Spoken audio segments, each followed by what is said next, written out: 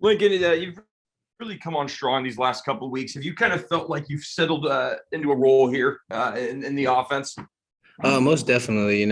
Coming in here, transferring from the University of Hawaii, had a lot of expectation from my previous coaches that were at the University of Hawaii, now here.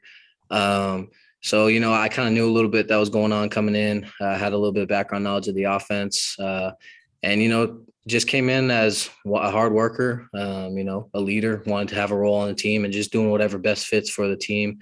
And just being able to be there for my guys, make everybody else around me better.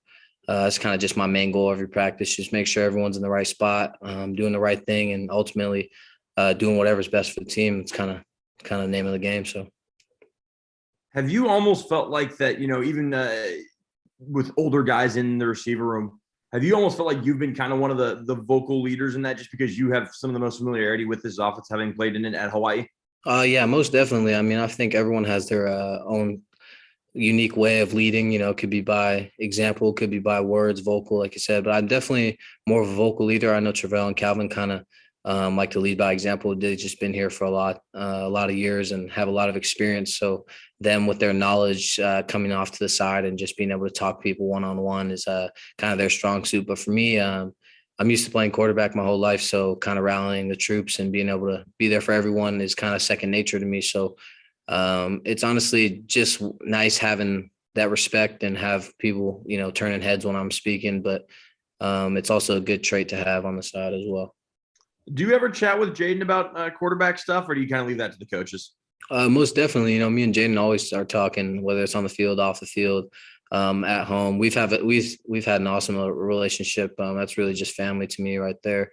I've known him previously when he was in high school at St. Louis. I've known him through being a local boy, and just having that relationship with your quarterback is also second nature and just helps out on the field. But we'll go back and forth. Like, what'd you see? I'll tell him what I see, and I honestly just be giving him feedback on if he missed a throw or if he was high. Just small details, because I know he wants to be great and he knows I want to be great. So being able to push each other back and forth kind of ultimately gets us to where we want to be. But whether it's him missing a throw, I'll tell him, hey, your feet are dead on this, or unlock your hips, or your shoulders too open. Because just having that experience and knowledge of the game as a quarterback, I know he likes hearing little things from me, because there's certain people that are able to talk to him and whatnot. So, and then last thing from me, what have you kind of seen in the way Kade Bessford has played this year at the right guard spot? His first dip into the starting role at guard. How have you seen his development? It's been amazing. I've known Kade for a while, just through Washington State high school football. He went to Woodinville, very great program. I went to Union, so we usually match up pretty well in the playoffs. But just knowing Kade and knowing his effort and his attitude for the game just translates to the field. It's second nature to him. But it's great to see guys that are from the same state that we played high school in performing on the field. It's good to see a collective group.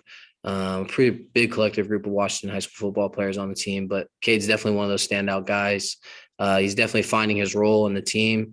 One thing I love about Kade, he's just always there for everybody. He's always has energy, high energy.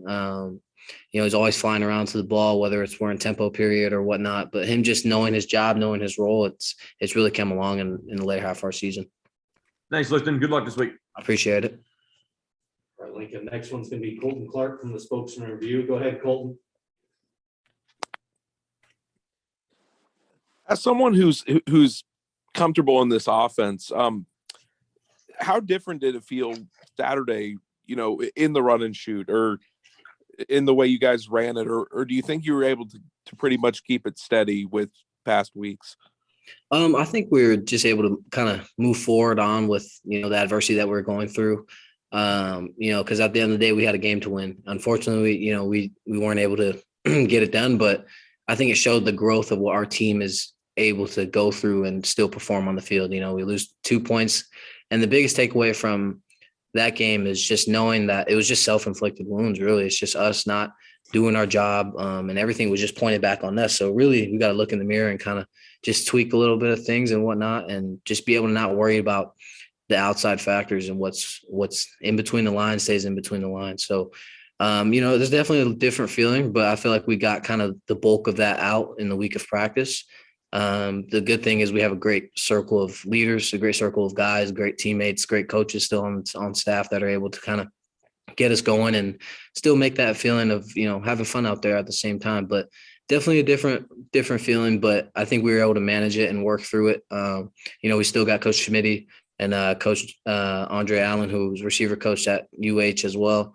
Been in the run and shoot for a while. So really there wasn't much difference, obviously, from, a play calling standpoint, but we just had to work through the adversity and do our jobs.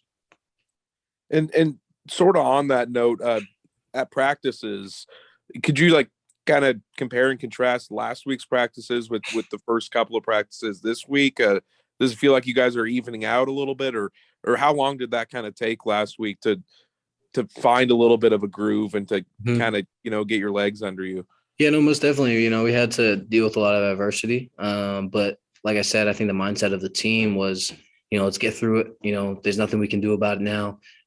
We just got to keep moving forward and whatnot. So I think this week there's a little bit more being more familiarized with the voices of what coaches are talking to us and whatnot. So I think it's definitely gone a lot smoother.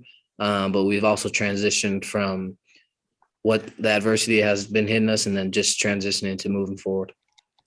And obviously you didn't spend a whole lot of time with Jake Dicker before these last couple of weeks. How do you like just how he coaches? What seems to kind of set him apart as a head coach? Well, the nicest thing about Coach Dicker is he's always got a plan. It's inspiring to watch the defense play. They have every weekend, week out, have a different scheme. He knows how to use his players and to use their ability on the field. That's the one thing I like about Coach Dicker is he knows how to use his athletes, but he tells you to be you.